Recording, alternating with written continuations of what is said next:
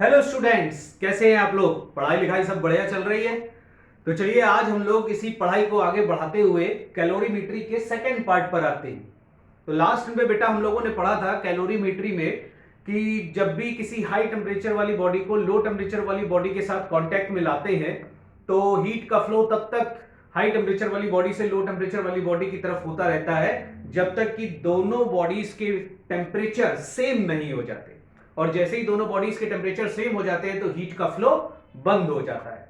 अच्छा, ये जो टेम्परेचर मिलता है दोनों का, जो कॉमन टेम्परेचर होता है, ये टेम्परेचर हाई टेम्परेचर से लोअर होता है और लो वाले टेम्परेचर से हायर होता है।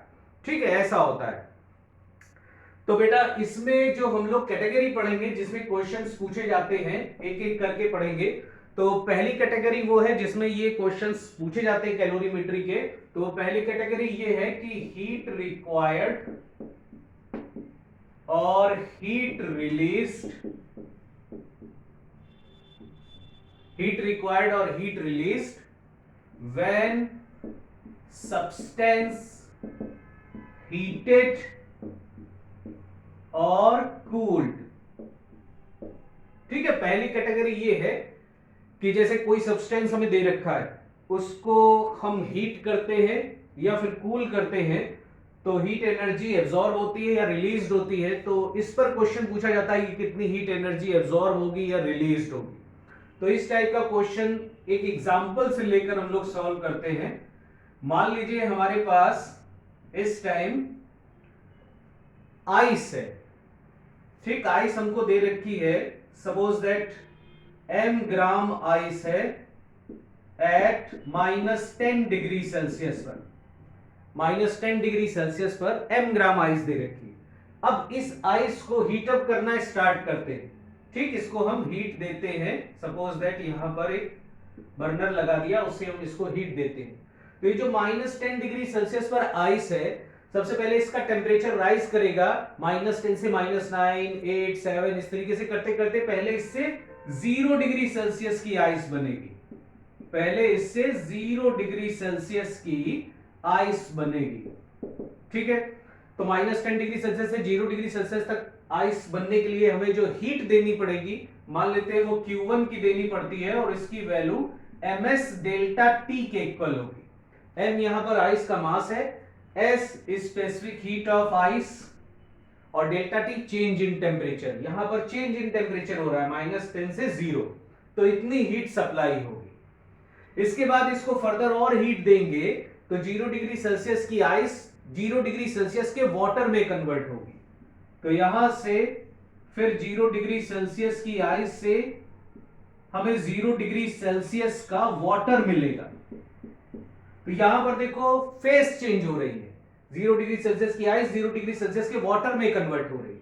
तो फेस चेंज होने पर जो हीट सप्लाई होगी, मान लेते Q2 की होती है और ये वैल्यू ml के इक्वल होगी। यहां पर टेम्परेचर कांस्टेंट है इसलिए ms डेल्टा T नहीं यूज करेंगे, क्योंकि डेल्टा T 0 हो जाएगा तो Q की वैल्यू 0 हो जाएगी।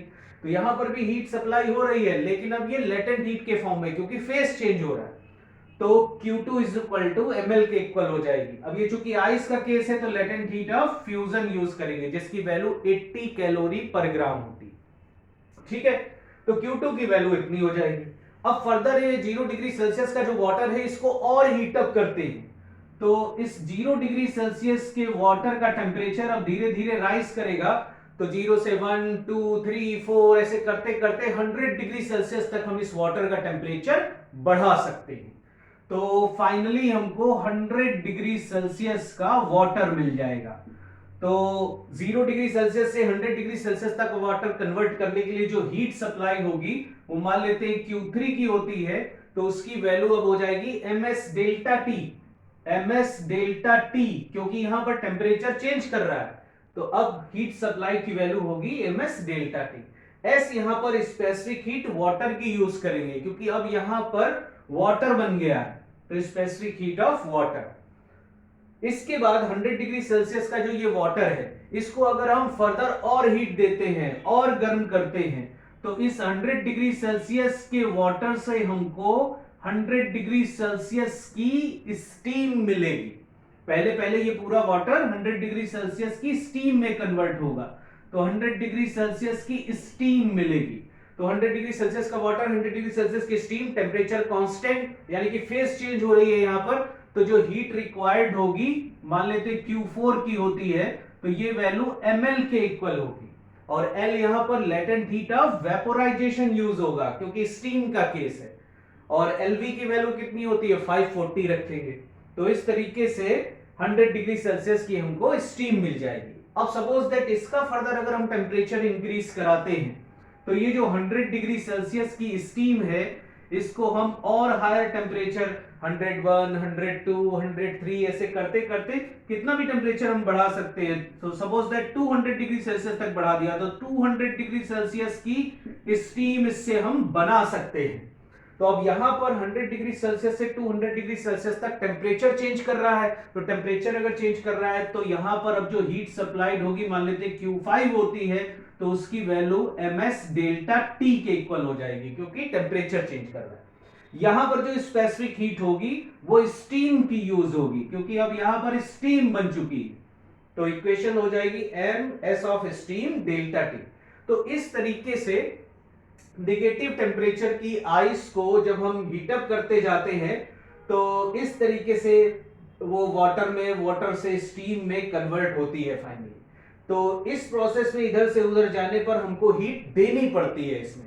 और अगर उल्टा प्रोसेस हो रहा है, मान लीजिए स्टीम है हमारे पास और उसी स्टीम को हम कंडेंस्ड करा करके वाटर बनाते हैं, वाटर को फिर और कूल करके आइस बनाते हैं, तो फिर ये रिवर्स वाले प्रोसेस में हीट रिलीज्ड होती है। तो जितनी हीट इधर से एब्जॉर्ब होती हुई जाएगी, अगर रिवर्स प्रोसेस है तो उतनी ही हीट रिलीज्ड होकर के हमको मिलेगी। तो ये समझ में आया बेटा सबको? ठीक, ओके ओके बेटा, आगे बढ़ते हैं, क्वेश्चन करते हैं। देखिए दे रखा है कि 10 ग्राम आइस है 0 डिग्री सेल्सियस पर और इसको कन्वर्ट करना है 10 डिग्री सेल्सियस के वाटर में।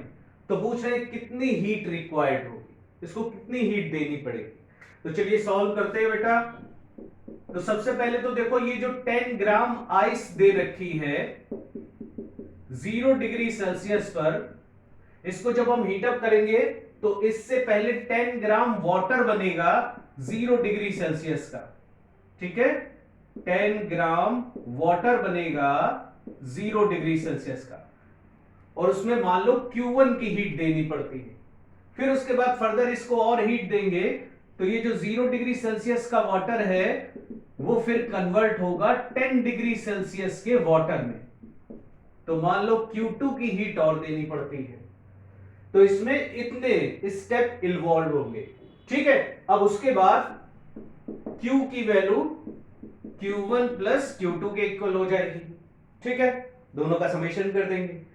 Q1 की वैल्यू क्या होगी, ध्यान से देखो, यहां पर 0 डिग्री सेल्सियस की आइस से 0 डिग्री सेल्सियस का वाटर बन रहा है, यानी कि फेज चेंज कर रही है, तो Q is equal to ml use होगा, तो mLF फिर प्लस Q2।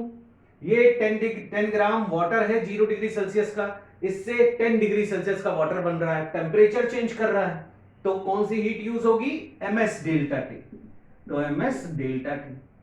ठीक है, अब वैल्यू पुट अप कर देते हैं बेटा। m की वैल्यू कितनी है